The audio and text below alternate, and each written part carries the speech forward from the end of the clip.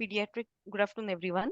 Pediatric Center of Morning. Excellence at KSCH Hospital welcomes all the participants for today's RDLS session. Today's topic is nutritional counseling among PLHIV, CLHIV, and ANC. And the speaker is Dr. Praveen Kumar. Dr. Praveen Kumar, sir, is the Director Professor with the Department of Pediatrics and the Deputy Program Director for the Pediatric Center of Excellence at Kalavati Saran Children's Hospital, that is KSCH, New Delhi. He is also a technical group member for the Government of India on nutrition programs. We welcome you, sir, for today's session and request you to start the session. Yes, thank you. Thank you, Sweta, for nice introduction and welcome everyone. आप लोगों का बहुत बहुत स्वागत है and जैसा कि introduce की गई आपके साथ, हम आज बात करेंगे बेसिकली न्यूट्रिशनल काउंसलिंग जो PLHIV, CLHIV और जो ANC ड्यूरिंग ANC में जो मदर्स इनरोल्ड हैं उनके बारे में। तो ये जो आप PLHIV और CLHIV को जो सर्विसेज देते हैं उसके कई कंपोनेंट्स हैं। आप लोग उनको ART ड्रग्स देते हैं, उन्हें कुछ अदर एस्पेक्ट पे काउंसिल करते हैं और साथ साथ इसकी भी ज़रूरत है कि उनको अपने न्यूट्रिशन के बारे में बताया जाए और न्यूट्रिशन कि जो भी स्टेटस है उसकी असेसमेंट करके और अगर उन्हें कुछ बदलाव लाने की ज़रूरत है तो उसके बारे में उनको बताया जाए। तो इसी संदर्भ में आज की जो प्रेजेंटेशन है वो है, और वो इसलिए क्योंकि न्यूट्रिशन एक इम्पॉर्टेंट एस्पेक्ट है मैनेजमेंट का PLHIV और CLHIV के लिए। जबकि ये देखा गया है कि ज़्यादातर हम जो सर्विस प्रोवाइडर हैं वो कई बार भूल जाते हैं कि न्यूट्रिशन का भी इम्पोर्टेंस है और न्यूट्रिशन के बारे में भी हमें बात करनी है।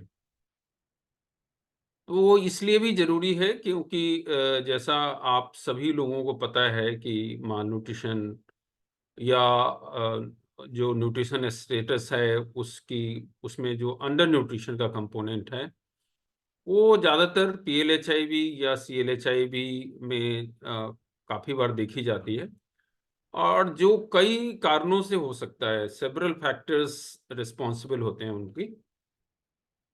और ये इसलिए भी ज़रूरी है कि जैसा ये अभी जो स्लाइड्स में आपको दिखाई जा रही है कि अगर न्यूट्रिशनल स्टेटस पुअर हो, और ज़्यादातर हम अंडर वेट की बात करते हैं या अंडर न्यूट्रिशन की बात करते हैं, या अगर मसल लॉस हो, वेट लॉस हो, माइक्रोन्यूट्रिएंट और माइक्रोन्यूट्रिएंट या मैक्रोन्यूट्रिएंट की डिफिशियंसी हो, तो ये भी एक इम्पेयर्ड इम्यून सिस्टम का एक इम्पॉर्टेंट कंट्रीब्यूटर है। जहाँ तक हमें पता है कि HIV से ग्रसित जो PLHIV और CLHIV के जो पेशेंट्स हैं उनकी जो इम्यून सिस्टम तो इफेक्टेड है ही, और साथ साथ अगर उनमें मालन्यूट्रिशन भी हो तो और भी उनकी इम्यूनिटी खराब हो सकती है। और अगर उनकी इम्यूनिटी कम होगी तो उनकी जो HIV की से लड़ने की क्षमता या जो बाकी इन्फेक्शंस है उनसे लड़ने की क्षमता में भी कमी आती है। जब इम्यून सिस्टम खराब होता है तो में कमी होती है, और अगर वो प्रॉपर नहीं होता तो इन्फेक्शंस के लिए ये ज़्यादा प्रीडिस्पोज होते हैं। और इनमें यही देखा गया है कि जो इन्फेक्शंस हैं उन्हें उनसे ठीक होने में भी ज़्यादा समय लगता है और उनकी फ्रिक्वेंसी भी ज़्यादा होती है। तो मतलब ये है कि अगर इम्यूनिटी कम है तो कुछ इन्फेक्शन किसी में 2 दिनों में ठीक होना है, वो अगर इम्यून सिस्टम कम हो तो वहाँ पे उनको 6 से 7 दिन भी लग सकता है। और फ्रीक्वेंसी भी ज़्यादा होती है बिकॉज़ जो जितना डिज़ायर्ड एंटीबॉडी या प्रोटेक्टिव एंटीबॉडी जो बनना चाहिए उसमें भी कमी आती है। जो हर इन्फेक्शन है वो जो न्यूट्रिशनल स्टेटस है उसको और भी ज़्यादा ख़राब करता है। और इन जो पेशेंट्स हैं उनमें न्यूट्रिशन रिक्वायरमेंट भी ज़्यादा देखी जाती है। तो इसलिए भी हमें न्यूट्रिशन के बारे में ज़्यादा ध्यान रखने की ज़रूरत है। जैसा हमें पता है कि जो HIV से इन्फेक्टेड हैं, PLHIV और CLHIV, उनमें अगर गट में इंट्रोपैथी देखी जाती है तो उससे माल एब्जॉर्प्शन होगी। उनसे फूड इनटेक जो वो खा रहे हैं उनसे जो है पूरा उनकी एब्जॉर्प्शन में भी कमी आएगी। तो ये चीज़ें हैं जो प्रभावित करती है और इस तरह से एक विशियस साइकिल बन जाता है। और इस साइकिल को ब्रेक करने का एक ही तरीका है कि हम उनके न्यूट्रिशनल स्टेटस को बेहतर करें। That will be by nutritional counselling और may be wherever there is a need improving food security at household level, और उनके साथ जो भी ज़रूरत कुछ चेंजेस करने हैं हमें उनको करके और उनकी जो न्यूट्रिशनल स्टेटस है उन्हें हमें इम्प्रूव करने की ज़रूरत होती है। इसी को इसके इम्पोर्टेंस को और फर्दर जो हम इस स्लाइड में देख सकते हैं कि अगर वो PLHIV या CLHIV अगर वेल नरिश्ड है तो इस बात की संभावना है कि वो एक्टिव होंगे, प्रोडक्टिव होगा, अपने लिए जो भी ज़रूरत की चीज़ें हैं वो अरेंज कर सकते हैं और वो उनमें लेसर इन्फेक्शंस होंगे। जो फ्रीक्वेंसी है they will recover more quickly, they also will have, उनका जो एपेटाइट होगा वो बेहतर होगा और उनका वेट स्टेबल होगा। सो ओवरऑल इन चीज़ों से they will have a improve quality of life, उनकी जो क्वालिटी ऑफ लाइफ ओवरऑल है वो बेहतर होगी। तो जो अंडर न्यूट्रिशन है, HIV या एड्स जो हैं से ग्रसित होंगे, वो कई कारणों से होता है, जैसा मैंने शुरू में ही बताया था। तो एक पहला जो इम्पोर्टेंट कंट्रीब्यूटर है कि उनकी मेटाबॉलिज्म में चेंजेज होते हैं, जो ज़्यादातर इंक्रीज ब्रेकडाउन ऑफ टिश्यू की वजह से होती है। और इन जो पेशेंट्स हैं उनमें रिक्वायरमेंट इंक्रीज्ड होती है। तो ये कितना इंक्रीमेंट है, वो लगभग, जो अगर एनर्जी रिक्वायरमेंट की बात करें तो एक, अगर सपोज करिए कि एक नॉर्मल जो पर्सन है उसकी 2200 है, तो इनका 10% एक्स्ट्रा होगा, तो इनका जो है लगभग 2420 हो जाएगा, है ना। तो एसिम्प्टोमेटिक फेज में एनर्जी रिक्वायरमेंट जो है इंक्रीज कर जाती है बाई 10%, और वही जब इन्फेक्टेड पर्सन जो है सिम्प्टोमेटिक फेज में आ जाए तो लगभग उनकी एनर्जी रिक्वायरमेंट 20 to 30% इंक्रीज कर जाती है। तो ये एक रफ जो एस्टिमेट है वो उसके अनुसार लगभग इतने की इंक्रीमेंट उनमें देखी जाती है। यह भी देखा गया है कि उनमें एक इम्बैलेंस होता है प्रो ऑक्सीडेंट एंड एंटीऑक्सीडेंट का, तो इसके वजह से ऑक्सीडेटिव स्ट्रेस होती है उनकी बॉडी में और वो भी न्यूट्रिशनल स्टेटस को प्रभावित करती है। पार्टिकुलरली जो एडवांस डिजीज वाले पेशेंट्स हैं उनमें ये देखा गया है कि उनकी फूड इनटेक भी कम हो जाती है, because they have inability to eat because of the oral reason.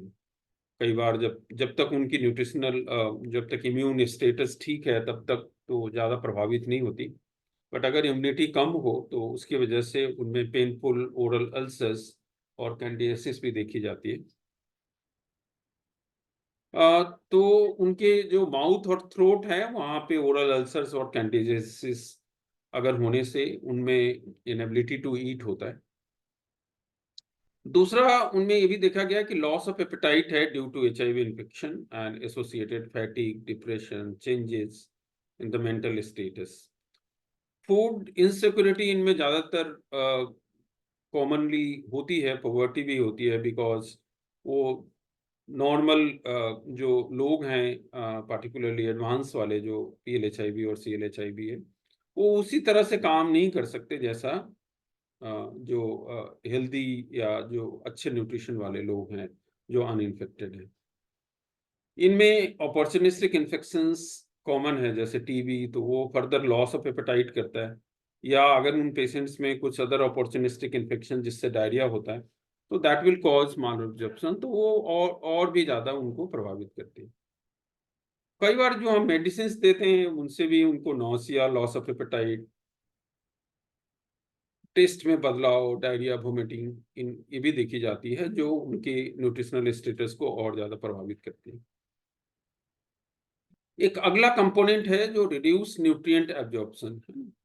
तो ये तो है कि पहले उनकी इनटेक कम हो गई, और साथ साथ अगर उनकी इनटेक है भी, तो वो भी उनका एब्जॉर्प्शन में कमी आती है। जो भी हम खाते हैं वहां से देयर आर डिफरेंट न्यूट्रिएंट्स जिनकी एब्जॉर्प्शन होती है, और हमारे शरीर में प्रोटीन, फैट, जो कार्बोहाइड्रेट है, उनकी एब्जॉर्प्शन होती है, जिससे हमें एनर्जी मिलता है, बॉडी बिल्डिंग चीजें हैं, या हमारी इम्यूनिटी होती है।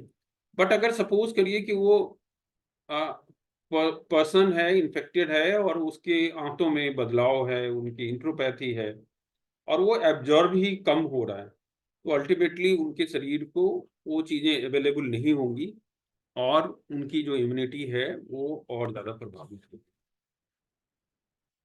जो डायरिया है वो माल एब्जॉर्प्शन के साथ साथ जो वाटर और न्यूट्रिएंट लॉसेस होगा, फिर डिहाइड्रेशन कॉमनली देखी जाती है।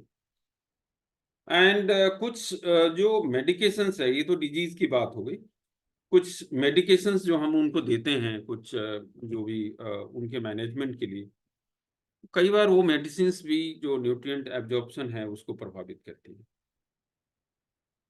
और तो जो नेक्स्ट चेंजेस है कुछ बॉडी कंपोजिशन में ये है कि कुछ ड्रग्स, या जो हम बाकी जो कुछ यूज करते हैं, कई बार उनसे भी उनके बॉडी कंपोजिशन में बदलाव आता है। और जो PLHIV में है वहाँ पे कई बार ये देखा गया है कि प्रोटीन जो है ज़्यादा यूज होती है उनकी फैट के बनिस्बत, टू मीट एनर्जी डिमांड्स।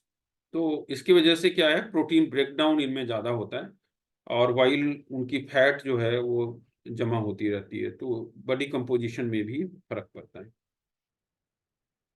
अब जो अगर आपने किसी को न्यूट्रिशनल काउंसलिंग करनी है, या आप चाहते हैं कि उसको जो अदर मैनेजमेंट के साथ साथ उनके न्यूट्रिशन का भी ध्यान रखें, तो उसके कुछ स्टेप्स हैं। तो पहला स्टेप जो जैसा आप देख पा रहे हैं, तो पहला स्टेप जो हमारा होता है वो है कि हमें न्यूट्रिशनल असेसमेंट करनी है। जब तक हम न्यूट्रिशन असेसमेंट नहीं करेंगे, तब तक हमें ये नहीं पता चलेगा कि उनमें उन्हें हमें क्या सलाह देनी है। तो आपने न्यूट्रिशनल असेसमेंट करी, जिसके बारे में हम आगे चर्चा करेंगे, और इस न्यूट्रिशनल असेसमेंट के आधार पे आप न्यूट्रिशनल डायग्नोसिस करेंगे कि वो अंडर न्यूट्रिशन है, नॉर्मल न्यूट्रिशन है, या ओवर न्यूट्रिशन है। जैसी आपकी न्यूट्रिशन डायग्नोसिस होगी या क्लासिफिकेशन होगी, उसके आधार पे आप डिसाइड करेंगे कि उस पर्टिकुलर केस में आपको क्या न्यूट्रिशनल इंटरवेंशन की जरूरत है। मतलब ये है कि अगर अंडर न्यूट्रिशन है तो हमें क्या सलाह देनी है, अगर नॉर्मल न्यूट्रिशन है तो क्या सलाह देनी है। और फिर एक बार अगर आपने ये न्यूट्रिशन इंटरवेंशन दिया, उसके बाद आपको ये देखने की ज़रूरत होगी कि वो जो भी आपने इंटरवेंशंस कराया है, वो कितना इफ़ेक्टिव है, उसके लिए आपने मॉनिटरिंग एंड इवैल्यूएशन की ज़रूरत होगी। तो ये जो है फेजेज़ है, जिसके अंदर में हम काम। तो जो फर्स्ट स्टेप हमारा था, वो था न्यूट्रिशनल असेसमेंट। अब न्यूट्रिशनल असेसमेंट सिर्फ आँखों से देख के हमें पता नहीं चल पाता है, और पार्टिकुलरली आपको, हाँ, सिर्फ आँखों से देख के नहीं पता चल पाएगा, तब तक जब तक कि एक्सट्रीम स्थिति नहीं आती। तो इसलिए ये ज़रूरी है कि हम कुछ ऑब्जेक्टिव क्राइटेरिया का यूज़ करें, जिसके आधार पे हम ये पता कर पाएँ कि न्यूट्रिशनल स्टेटस क्या है। तो जो कॉमनली यूज़ हमारे पास न्यूट्रिशन असेसमेंट के टूल्स हैं, उनमें ये देखा गया कि पहला जो सबसे पहले आप इसको ABCD के रूप में याद कर सकते हैं। तो A stands for anthropometric measurement. तो यहाँ पे आप कुछ मेजरमेंट लेते हैं, कुछ शारीरिक माप करते हैं, और उसके आधार पे आप डिसाइड करते हैं। दूसरा है कि बायोकेमिकल असेसमेंट, है ना, कुछ आप इन्वेस्टिगेशंस करते हैं, और ये देखने की कोशिश करते हैं कि वो नॉर्मल है या नहीं है। जैसे हम उसमें कुछ उस पेशेंट की एल्बुमिन देख सकते हैं, कुछ बाकी अदर पैरामीटर देख सकते हैं, और उससे हमें ये पता होता है कि उनकी जो बायोकेमिकल जो हमारे मार्कर्स होते हैं न्यूट्रिशन के, वो नॉर्मल है या नहीं।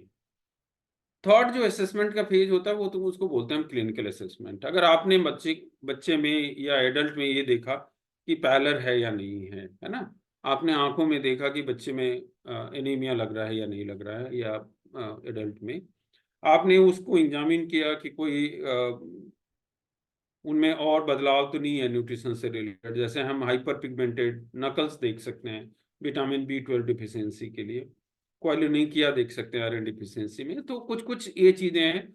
या अगर आपने उनके आंखों में देख के विटामिन A डिफिशियंसी के साइंस देखने, तो these are few clinical assessment which we do, जो हम रूटीनली करते हैं केसेस में, और उनसे हमें पता चलता है कि कहीं न्यूट्रिशनल डिफिशियंसी तो नहीं है। तो सबसे ज्यादा जो कॉमनली यूज जो हमारे एंथ्रोपोमेट्रिक मेजरमेंट है वो है टेकिंग वेट, और जो हमारा सेकेंड मेजरमेंट है वो लेंथ या हाइट है। जो हाइट है वो यूजुअली आप 2 ईयर्स से और एबव वाले पेशेंट्स के लिए मेजर करते हैं, और वो 2 महीने से कम है तो हम उसकी लेंथ मेजर करते हैं। जो एडल्ट्स हैं उनकी न्यूट्रिशनल स्टेटस को डिसाइड करने के लिए हम उनकी बॉडी मास इंडेक्स कैलकुलेट करते हैं, और उसके आधार पे हम उनकी क्लासिफाई करते हैं न्यूट्रिशनल स्टेटस। और जैसा आपको ज्ञात है कि अगर इफ लेस देन 16, जो WHO क्लासिफिकेशन के अनुसार अगर BMI लेस देन 16 हो, तो हम वहाँ पे उनकी क्लासिफिकेशन सीवियर थिननेस करते हैं। अगर 16 to 16.99 है तो मॉडरेट थिननेस बोलते हैं, 17 to 18.49 है तो माइल्ड थिननेस बोलते हैं, और जिन पेशेंट्स में 18.5 to 24.99 है तो वो हमें दर्शाता है कि ये हेल्दी वेट है। सेम टाइम अगर ये मोर देन 25 है तो ओवरवेट है। और फिर कैटेगराइजेशन है आपका ओबेसिटी का, ग्रेड 1, ग्रेड 2, ग्रेड 3, है ना। तो ये इस तरह से हम एडल्ट्स में जब आपने वेट ले ली और हाइट ले लिया और उसको यूज करके आपने बॉडी मास इंडेक्स कैलकुलेट किया, उसके आधार पे आप न्यूट्रिशनल उनकी क्लासिफिकेशन कर सकते हैं, जो सेकेंड वाला हमारा स्टेप था। जो बायोकेमिकल है उसमें आपको बता दिया, और क्लिनिकल असेसमेंट में पेशेंट्स की health history, current medical condition information, ये सारी चीजें देखी जाती है। और चौथा जो D है वो डाइटरी असेसमेंट के लिए है। वहां पे आप क्या टाइप, फ्रीक्वेंसी और अमाउंट ऑफ फूड जो है वो पेशेंट ले पा रहा है, उसकी एपेटाइट कैसी है, फूड हैबिट कैसा है, उसके आधार पे ईटिंग बिहेवियर, तो उसके आधार पे हमें पता चलता है कि कुछ बदलाव की जरूरत है या नहीं है।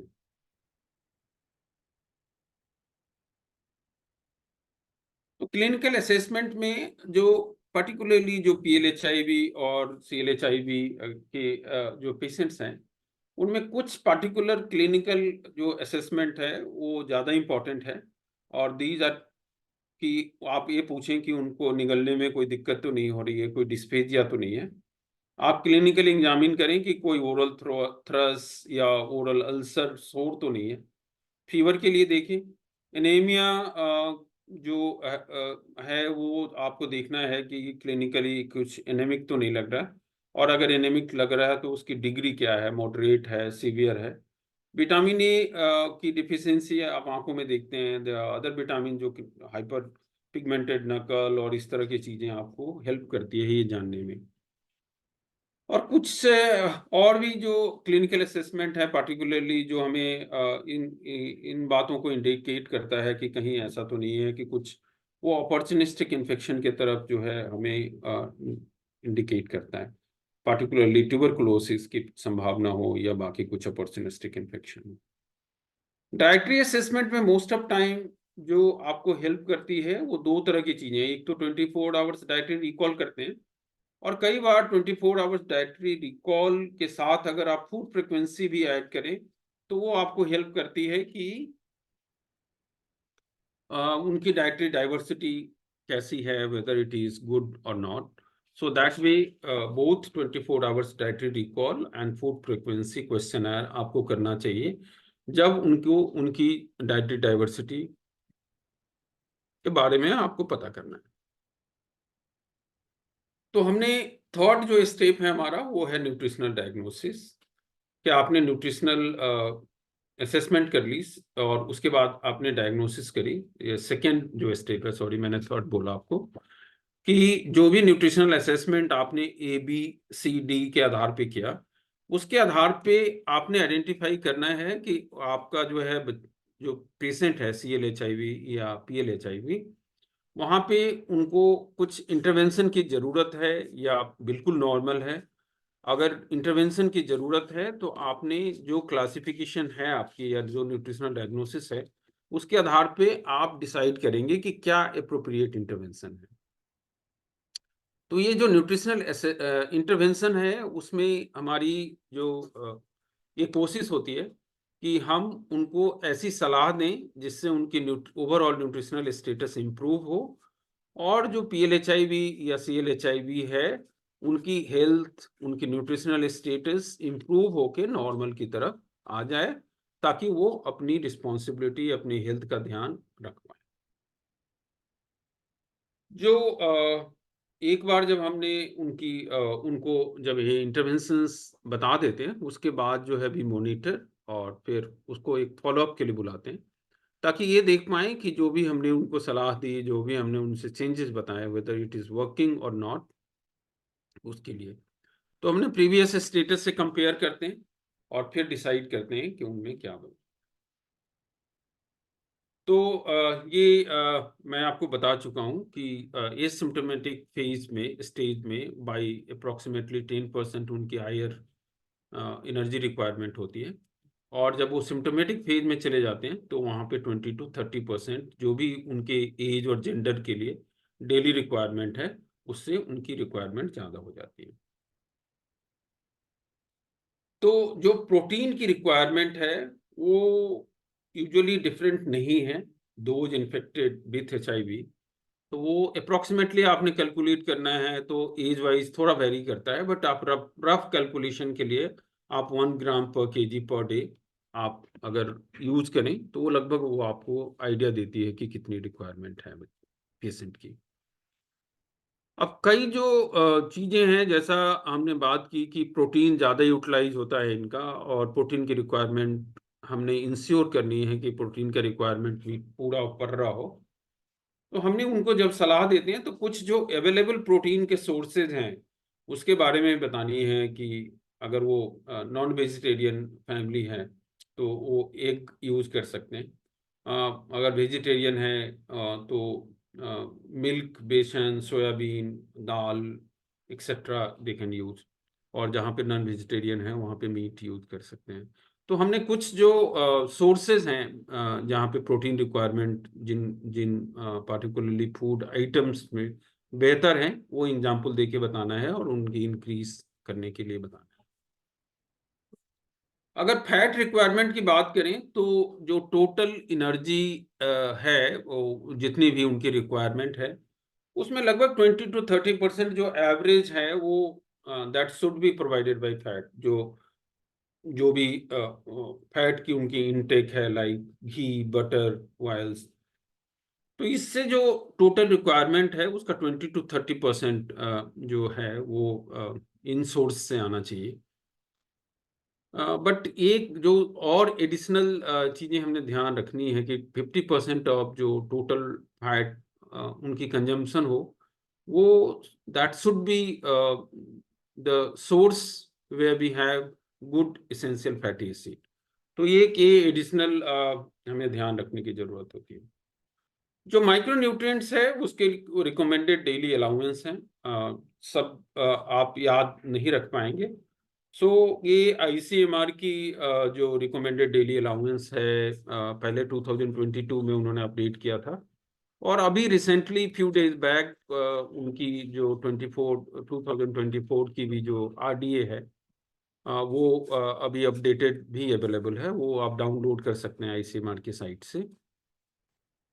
तो वो लगभग आपको ये गाइड करता है कि किस एज में जो माइक्रोन्यूट्रिएंट्स हैं उनकी कितनी रिक्वायरमेंट है उन पेशेंट्स में, जो हमें इंश्योर करना है।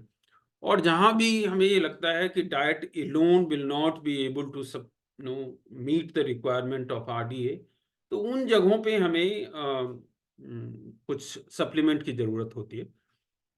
कोशिश तो ये होनी चाहिए हमें कि पेशेंट की जो डाइटरी डाइवर्सिटी इतनी अच्छी हो कि उनकी जो भी रिक्वायरमेंट है वो उसी से पूरा पड़े। But many a times if you feel that is not possible, उन इस कंडीशंस में आपको अलग से सप्लीमेंट करने की जरूरत होती है। जो एक पार्टिकुलरली जो आजकल जो देखा गया है कि हमारे जो डेली रूटीन है, जो दिनचर्या है, वहाँ पे इतनी बदलाव की वजह से हमारी जो डाइटरी फाइबर है वो उनकी रिक्वायरमेंट भी कई बार पूरी नहीं हो पाती, और जबकि dietary fibre is very important, particularly हमें ये पेशेंट्स को एडवाइस करनी है कि क्यों ये जरूरी है फाइबर की, और why they should know also consume foods rich in fibres. तो पार्टिकुलरली जिनमें गैस्ट्रोइंटेस्टिनल प्रॉब्लम है, कॉन्स्टिपेशन है, कुछ इस तरह की समस्या है, जिनमें ब्लोटिंग है, वहाँ पे ये फाइबर्स काफ़ी ज़्यादा हेल्पफुल होता है। और ये कुछ उसके जो इम्पोर्टेंट सोर्सेज हैं, जैसे कुकुम्बर हैं, एप्पल है, कैरट है, फ्लैक्स सीड्स है, ग्रीन लीफी वेजिटेबल्स हैं, ये इनकी अगर इन जो कंजम्पशन है उनको इंक्रीज की जाए तो उनसे जो है फाइबर इनटेक जो है बेटर हो जाता है। जो फ्लूइड की रिक्वायरमेंट है, एक नॉर्मल एडल्ट में लगभग 8 to 10 ग्लासेस पर डे। कई बार ये आजकल हम इनका ध्यान नहीं रखते हैं, और लिक्विड कम लेने से तरह तरह की प्रॉब्लम्स है, जैसे हमारी शरीर में मेटाबॉलिज्म के लिए एडिक्वेट हाइड्रेशन की ज़रूरत है। और साथ-साथ जो पीएल-एचआईवी और सीएल-एचआईवी हैं, उनमें हमें ये भी देखने की ज़रूरत है कि जो जो भी उनकी वाटर इनटेक है, that also should be safe. जो बॉइल्ड वाटर हो या फ़िल्टर टाइप वाटर हो, तो उनके लिए सेहत के लिए बेहतर है। अब रही बात कि आपके यहाँ कुछ पेशेंट्स ऐसे भी आते हैं जो प्रेग्नेंट हैं मदर, तो वहाँ पे हमें ये ध्यान रखने की ज़रूरत है कि वहाँ पे कुछ एडिशनल जो है हमारी रिक्वायरमेंट है देखनी है। जैसा हमें पता है कि प्रेगनेंसी में जो फीटस है उसकी भी रिक्वायरमेंट मदर को पूरी करनी है, तो उसके लिए additional 350 kilo calorie per day की रिक्वायरमेंट है। और जो प्रोटीन है वो 9.5 gram in second trimester and 22 gram in third trimester. Particularly third trimester में रैपिड वेट गेन है, तो वहाँ पे जो है इनकी ज़्यादा ज़रूरत होती है। और इसी तरह जो बाकी जो न्यूट्रिएंट्स हैं उनकी भी रिक्वायरमेंट इंक्रीज होती है, तो उनको हमें फुलफिल करना है।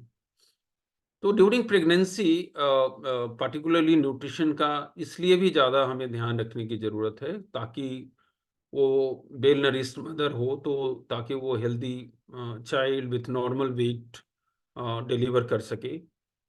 और जो हमें ये पता है कि अगर मैटरनल डाइट अगर ठीक नहीं हो तो वो फीटल साइज, ग्रोथ उनको इफेक्ट करता है। इसलिए ज़रूरी है कि उन माताओं को इस बात की सलाह दी जाए कि वो अपना न्यूट्रिशन और जो डाइट है उनको बैलेंस रखें। जो ड्यूरिंग प्रेगनेंसी अगर पुअर न्यूट्रिशन है तो इस बात की संभावना होती है काफ़ी बार कि उनका लेबर प्रोलॉन्ग्ड होगा। कई बार एडवर्स आउटकम होती है जो प्रेगनेंसी की, तो इन चीज़ों को हमें काउंसिल करने की ज़रूरत है। जो ओवरऑल डाइटरी मैनेजमेंट है उसकी जो जनरल, अगर हम कुछ की पॉइंट्स की बात करें, तो इन पीएलएचआईवी या ड्यूरिंग प्रेगनेंसी, तो जो जनरल है कि हमारी जो डाइट है उन इन पेशेंट्स की वो बैलेंस होनी चाहिए, सो दैट जो उनकी रिक्वायरमेंट है उसको पूरा कर पाए। सेम टाइम जो भी ये फूड आइटम्स ले रहे हैं दे शुड अवॉइड मोर फैटी। जैसा मैंने आपको बताया कि उनकी फैट एक्युमुलेट होती रहती है, जबकि उनका प्रोटीन ज़्यादा यूटिलाइज होता है। So they should try to no minimise fried और फ्राइड फूड, पार्टिकुलरली जो आजकल बाहर के फूड्स हैं वो they should avoid small and frequent meals, because many a time they will have poor appetite। तो अगर poor appetite है तो छोटे छोटे और ज़्यादा बार अगर वो खाते हैं तो उनकी रिक्वायरमेंट ज़्यादा पूरी होगी। पार्टिकुलरली हमें ये बताने की जरूरत है कि गुड क्वालिटी प्रोटीन से हमारा ये मतलब होता है कि दैट particularly जो भी प्रोटीन का सोर्स है that is able to provide all essential amino acids, और जो बायोबिलिटी और जो नेट प्रोटीन यूटिलाइजेशन है उस फूड कंपोनेंट का, दैट शुड बी गुड। तो जनरली ये देखा गया है कि animal origin food item they have better bioavailability and better net protein utilisation as compared to plant based और जो हमारी प्रोटीन के सोर्सेज हैं। इसलिए जरूरी है कि they should have a balance, and particularly milk products, egg, chicken, अगर वो उनके फूड आइटम्स में जुड़े हैं तो that will be able to provide better quality of protein. तो जो फ्रूट्स एंड वेजिटेबल्स हैं वो धीरे धीरे हमारी जो कंजम्पशन है उसमें कमी देखी जाती है।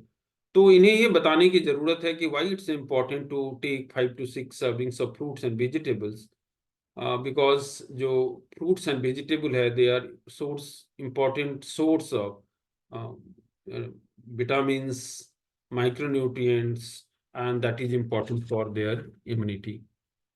पर्टिकुलरली जो कुछ रॉ फ्रूट्स हैं, वेजिटेबल्स हैं, वहाँ उनसे जो है उन्हें विटामिन सी और फाइबर मिलती है, और उनकी हाइड्रेशन भी ठीक होनी चाहिए ताकि जो मैंने बताया आपको 8 to 10 glasses of water that they should take. जो भी वो फूड आइटम्स ले रहे हैं उनमें कैल्शियम और आयरन की मात्रा ठीक होनी चाहिए, जो हमारी रिक्वायरमेंट है एज पर RDA, जो मैंने आपको बताया है कि अभी ICMR की तरफ से आई हुई है। ड्यूरिंग लैक्टेशन उनकी रिक्वायरमेंट और भी कुछ एडिशनल इंक्रीज कर जाती है, पर्टिकुलरली अगर ये 1st to 6 मंथ है तो वहाँ पे 600 किलो कैलोरीज पर डे की रिक्वायरमेंट है जो नॉन प्रेगनेंसी स्टेट है उससे, और 6 to 12 मंथ्स में 520 किलो कैलोरी एक्स्ट्रा। तो नॉर्मली जो हम यूजुअली रूटीनली जो एडवाइस करते हैं कि जो मदर प्रेगनेंसी में है उन्हें एक स्नैक्स एक्स्ट्रा लेने के लिए बोलते हैं, जो नॉर्मली जो वो खाते हैं, और ड्यूरिंग लैक्टेशन भी tell them to take one extra meal, full meal, because they will need these additional 600 kilo calories. जो प्रोटीन की रिक्वायरमेंट है वो लगभग 17 ग्राम पर डे 0.0 to 6 मंथ्स में, और अप्रोक्सीमेटली 13 ग्राम जो है 6 to 12 मंथ्स में। जो फैट है वो 30 ग्राम per day. Iron, calcium, iodine, इनकी भी मात्रा एडुक्वेट होनी चाहिए अगर उनको ड्यूरिंग लैक्टेशन बच्चे की भी रिक्वायरमेंट पूरी करनी है। जो pregnancy and during lactation as a general rule कोई फूड रेस्ट्रिक्टेड नहीं है। कई बार ये फूड टैबूज हैं हमारे सोसाइटी में कुछ पार्टिकुलरली फूड आइटम के लिए। अब वो आपको ड्यूरिंग न्यूट्रिशनल काउंसलिंग ये डिसाइड करना पड़ेगा कि वो कितना आप उनको कन्विंस कर पाते हैं। If suppose the family has too much of no taboo regarding some particular food item, then you should try to see कि क्या उनको कुछ आप अल्टरनेटिव उससे मिलता जुलता बता सकते हैं जो फैमिली को ज़्यादा एक्सेप्टेंस है, जिसके लिए फैमिली ओपन हो। और उसका एग्जाम्पल है, सपोज करो किसी ने कोई पपाया नहीं लेना चाहता या नहीं खाना चाहता and very strongly, then you can suggest few other locally available fruit item which may be used in place of papaya. Particularly during pregnancy and lactation, highly spicy or strongly flavored food they should avoid. 5 to 7 small frequent meals will be more important, and particularly during lactation. There are certain items which is believed to increase milk secretion like अजवाइन, मेथी seeds, और अगर उनको आप इन चीज़ों के बारे में बता सकते हैं। अब जो है now we are moving to infant feeding. तो जैसा आपको पता है कि all infants less than 6 month now the preferred feeding option is exclusive breast feeding. हम तब एक्सक्लूसिव ब्रेस्ट फीडिंग बोलते हैं जब the baby is taking only breast milk, no other food, fluid और water. However there are exceptions. अगर suppose करिए उनको medically कुछ ज़रूरत है किसी दवाई की, कुछ ड्रॉप्स की, कुछ ओआरएस की, तो वो एक्सेप्टेड है कि during that illness if the child is taking, then also you will say this is exclusive breast feeding. But अगर उनको कुछ पानी पिला रही है मदर, या उनको अलग से मिल्क दे रही है, तो फिर आप वो एक्सक्लूसिव ब्रेस्ट फीडिंग नहीं है। सो मेडिकली जो इंडिकेटेड ड्रॉप्स या सिरप्स हैं, विटामिन हैं, अगर that is along with only breast milk, so then you will classify as exclusive breast feeding. दूसरा जो टर्म आप कॉमनली यूज करते हैं वो है एक्सक्लूसिव रिप्लेसमेंट फीडिंग। यहाँ पे उस बच्चे को ब्रेस्ट फीडिंग नहीं दी जाती बिल्कुल। Those children are either animal milk और डेयरी मिल्क और इन्फेंट फार्मूला। इन जगहों पे हमें हाइजीनिक प्रिपरेशन के बारे में उनको बताना होता है, और क्यों बोतल फीडिंग नहीं करना चाहिए, इन चीज़ों के बारे में सलाह देनी होती है। जैसे मैंने बताया आपको कि कई बार जो है मिक्स फीडिंग हो सकती है, कि ब्रेस्ट फीडिंग तो है और मदर्स को ये लग रहा हो कि मेरा दूध पूरा नहीं पड़ रहा, तो वो कई बार ऊपर की चीज़ें देनी शुरू करती हैं, अदर फूड और फ्लूइड, एनिमल और formula milk during first 6 months of life. If she is using that, then you will say this is mix feeding. तो ये 3 टर्म्स हैं जो कॉमनली आप यूज करते हैं: exclusive breast feeding, exclusive replacement feeding, या mix feeding.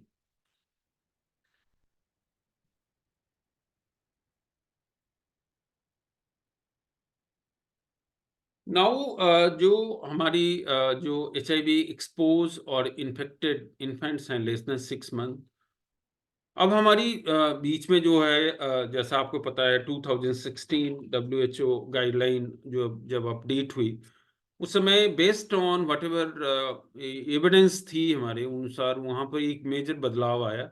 और वहाँ पे जो अगर मान लीजिए कि मदर ART ट्रीटमेंट पे है, तो वहाँ पे बेबी को ART प्रोफाइलैक्सिस दे के और एक्सक्लूसिव ब्रेस्ट फीडिंग को रिकमेंड की गई एज ए प्रेफर्ड चॉइस। और वो इसलिए था क्योंकि लोगों ने ये पाया कि अगर ब्रेस्ट फीडिंग बिल्कुल बंद की जाती है, तो बच्चे को जो अदर इन्फेक्शंस हैं उनसे रिस्क ऑफ मोर्टेलिटी काफ़ी ज़्यादा इंक्रीज कर जाती है। एंड बिकॉज दो that risk of mortality increases, so that's the reason it is usually this shift of uh, guideline. We had this that all the mothers, they should be put on ART, and along with that we should advise them to give exclusive breastfeeding to the baby along with ART prophylaxis to the baby.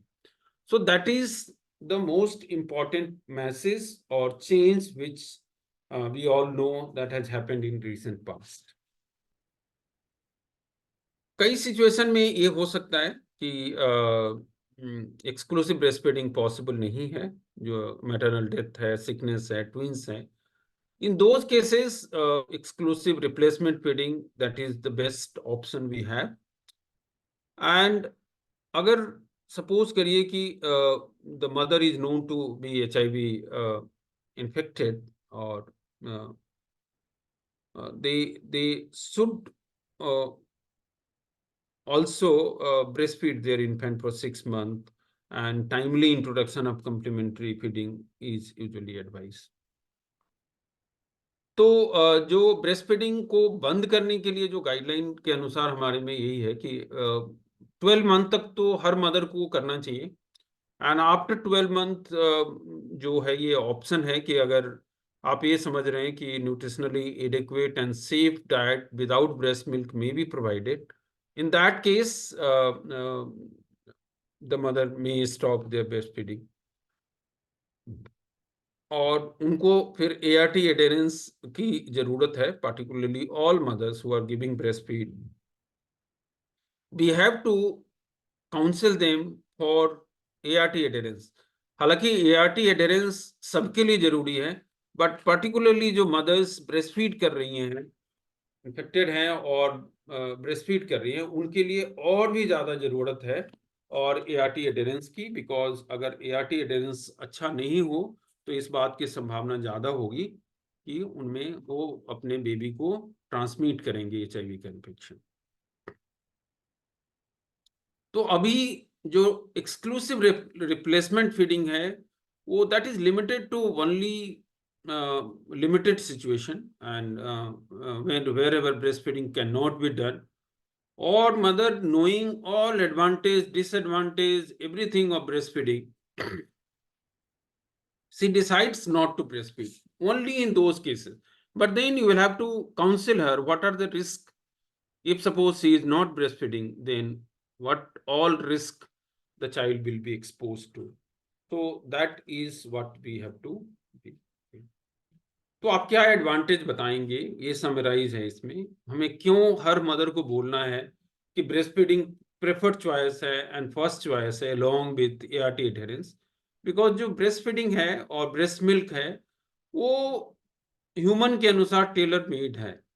उनमें anti infective properties है जो रोगों से लड़ने की क्षमता देती है, नेचुरल इम्यूनिटी देती है।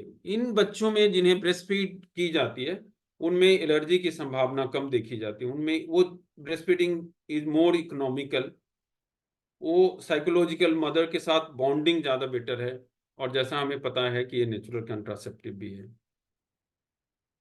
बट जैसे ही बच्चा 6 मंथ कंप्लीट हो जाता है, 180 डेज, देन वी नो कि अकेले breast feeding is not able to meet requirement, है ना। वो अकेले जो बच्चे की रिक्वायरमेंट है वो पूरी नहीं कर पाएगी।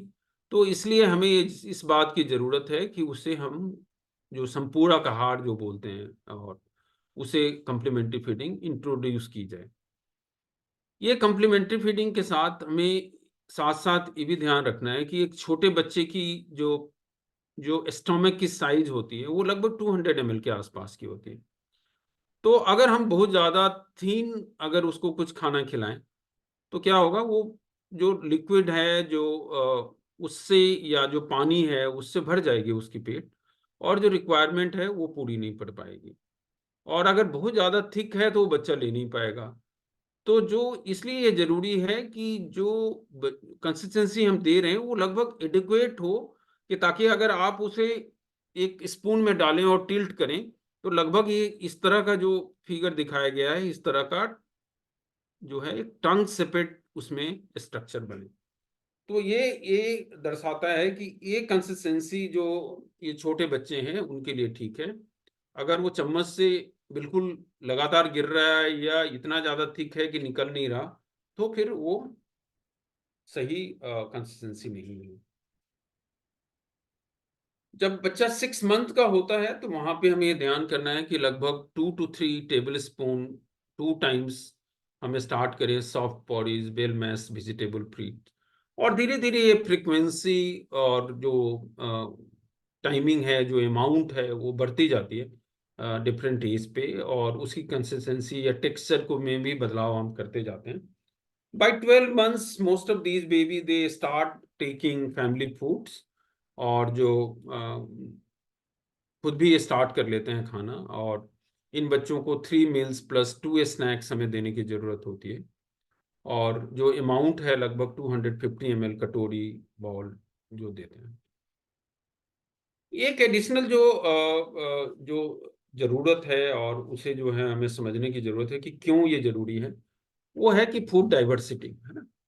तो जो हम खाना खाते हैं या जो पेशेंट्स को सलाह देते हैं खाने के लिए, उसमें डाइवर्सिटी होनी चाहिए। डाइवर्सिटी का ये मतलब होता है कि जो डिफरेंट फूड ग्रुप्स हैं वो सारे फूड ग्रुप से उन्हें खाने की जरूरत होती है, बिकॉज हर फूड ग्रुप का अपना अपना महत्व है।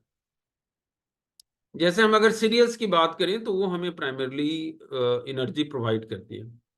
जो हमारी एनिमल ओरिजिन फूड आइटम्स हैं या जो हमारी मिल्क और मिल्क प्रोडक्ट्स है वो हमें प्रोटीन ज़्यादा देती है। जो हमारी फ्रूट्स है, वेजिटेबल्स हैं, उससे हमें विटामिन्स और माइक्रोन्यूट्रिएंट्स की जो रिक्वायरमेंट है वो पूरी पड़ती है।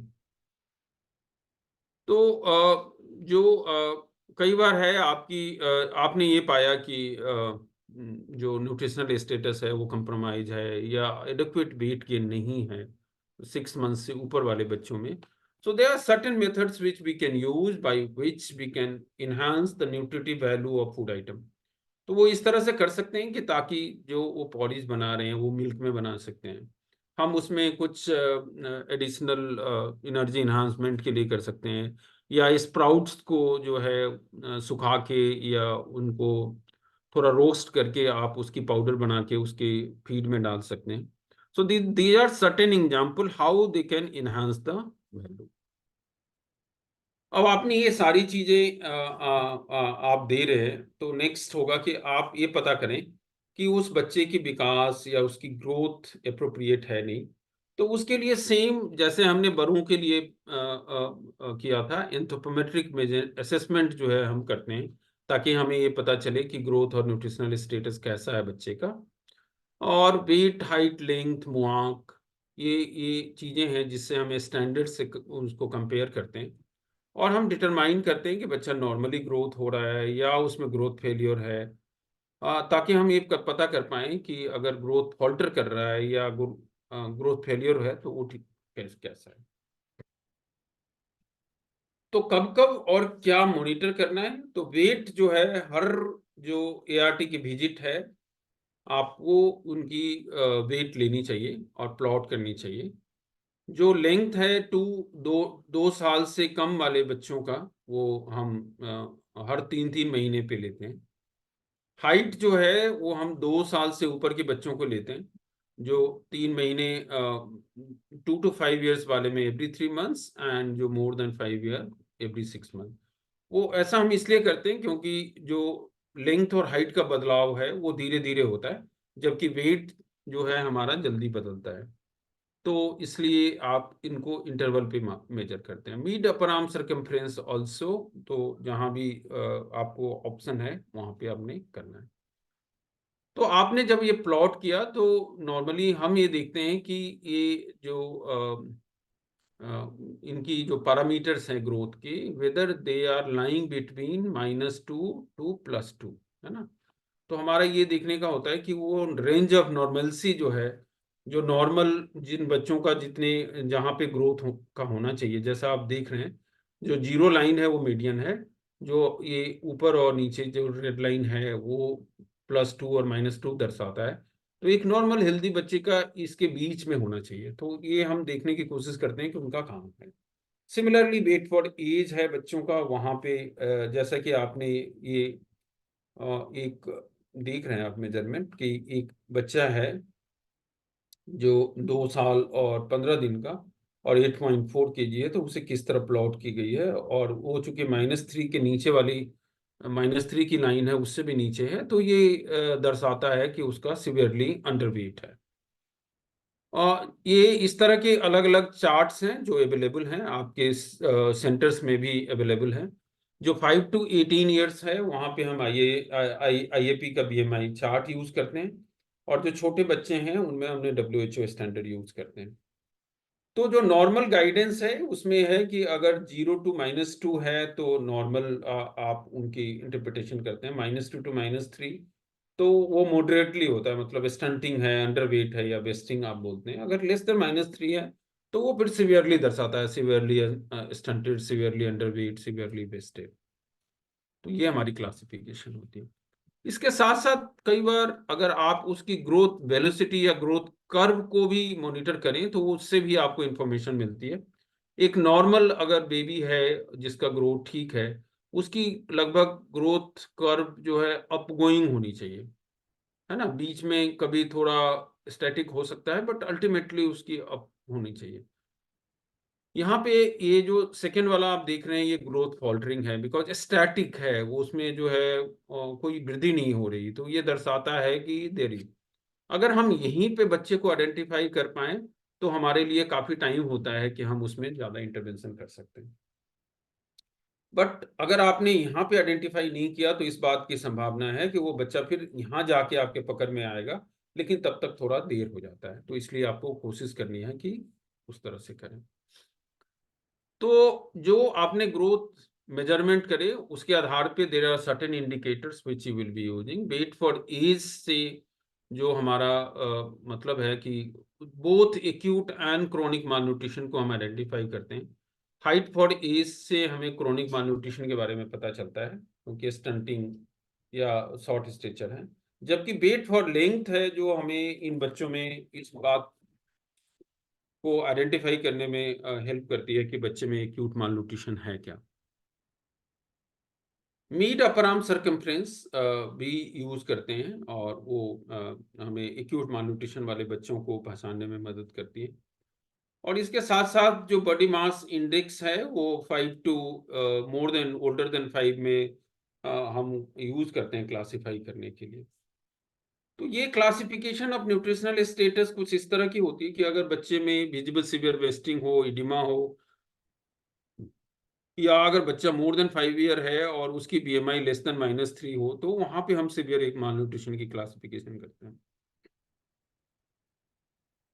अगर उनमें repeated weight loss reported weight loss हो, या अगर वेरी लो वेट है, अगर लेस देन -3 हो और या अंडर वेट है, तो वहां पे हम पुअर वेट गेन करते हैं।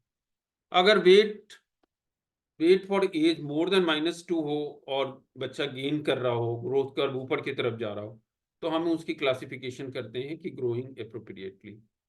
बट अगर उसमें कुछ अपॉर्चुनिस्टिक इन्फेक्शन है, तो वहां पे हम इंक्रीज न्यूट्रिशनल नीड की बात करते हैं, क्योंकि इन बच्चों में हमें उनको सलाह देनी होगी फॉर इम्प्रूवमेंट इन जो इनटेक है। तो जो HIV जो इन्फेक्टेड बच्चे हैं उनकी मैनेजमेंट ऑलमोस्ट जो अगर जनरल फीडिंग गाइडलाइन देखें तो लगभग उसी तरह की है। और सिर्फ हमें ये है कि कंप्लीमेंट्री फीडिंग को टाइमली इंट्रोड्यूस करना है, उनको ब्रेस्ट फीडिंग कब तक कंटिन्यू करना है, इन चीज़ों के लिए हमें सलाह देनी होती, जो मैंने आपके साथ चर्चा करी। जो CLHIV बच्चे हैं उनमें भी उनकी मदर्स को, उन बच्चों को जो मोर देन 5 ईयर जो समझ सकते हैं, उन्हें हमें इन बातों को बताने की ज़रूरत है कि न्यूट्रिशन क्यों ज़रूरी है, एडिक्वेट न्यूट्रिशन की क्यों जरूर आवश्यकता है। और इन बच्चों में भी जैसा एसिम्प्टोमेटिक हो तो उनमें थोड़ी ज़्यादा हायर एनर्जी की रिक्वायरमेंट होती है, और अगर जब भी अपॉर्चुनिस्टिक इन्फेक्शन हो तो उनको फर्दर इंक्रीज हो जाती है रिक्वायरमेंट। तो इन चीज़ों को ये जो टेबल है वो नैको आपकी national guideline of HIV care treatment से ही ली गई है, 2021 वाली।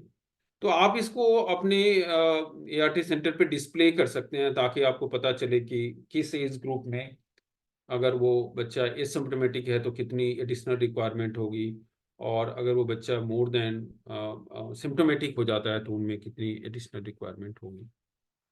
तो ये कुछ जो एग्जाम्पल है किस तरह हम उनमें एडिशनल कर सकते हैं। जैसे अगर एसिम्प्टोमेटिक फेज है, 6 to 11 मंथ है, तो हम वहाँ पे जो एडिबल ऑयल यूज कर सकते हैं, या हम कुछ उसको स्वीटन कर सकते हैं पॉडीज को, या मिल्क में बनाने की बात जो मैंने करी, उसके by those methods we can enhance.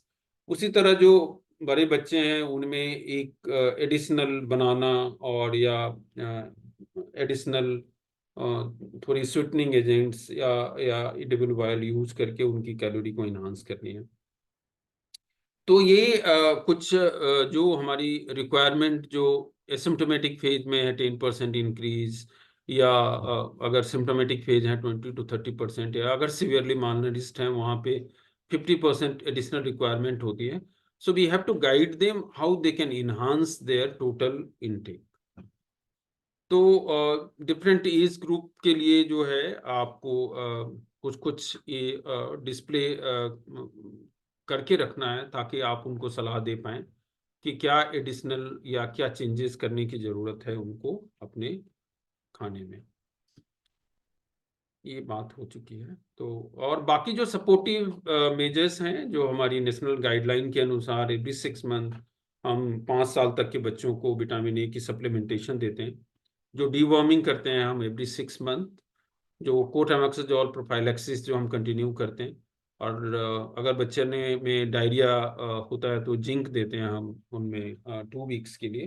तो इन चीज़ों को और उनको एज अप्रोप्रिएट एक्टिविटीज के लिए, टाइमली इम्यूनाइजेशन के लिए, दैट ऑल्सो जो एक्सपेंडेड हमारा जो मैसेजेज है न्यूट्रिशनल काउंसलिंग का वो है। साथ साथ अगर सिकनेस है तो हमें ये पता है कि हर sickness is going to compromise the nutritional status.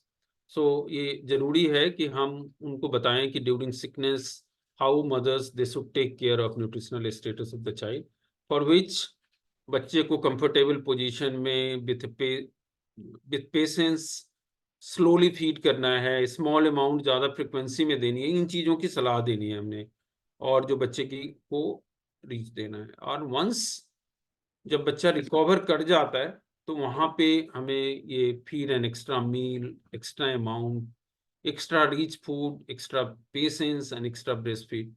तो हमारा ये एम होता है कि बच्चे में जो भी इलनेस के समय जितना न्यूट्रिशन कंप्रोमाइज हुआ वो we have to recover that, and for that during recovery we have to give these additional thing.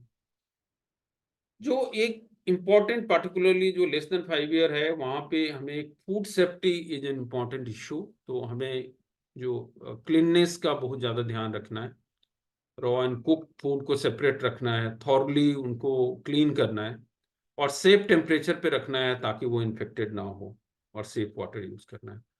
तो ये कुछ जो पॉइंट्स थे which we wanted to share with you. So now we have few minutes. So Yeah, if thank there you are so any much, sir. question in chat box, then we can take that. So there are no questions in the chat box. सबको अभी mic access दिया गया है। किसी के भी कोई सवाल हो न्यूट्रिशन को लेके तो प्लीज अपना माइक अनम्यूट करें और सवाल पूछें, या किसी को कोई एक्सपीरियंस भी शेयर करना हो तो कर सकता है।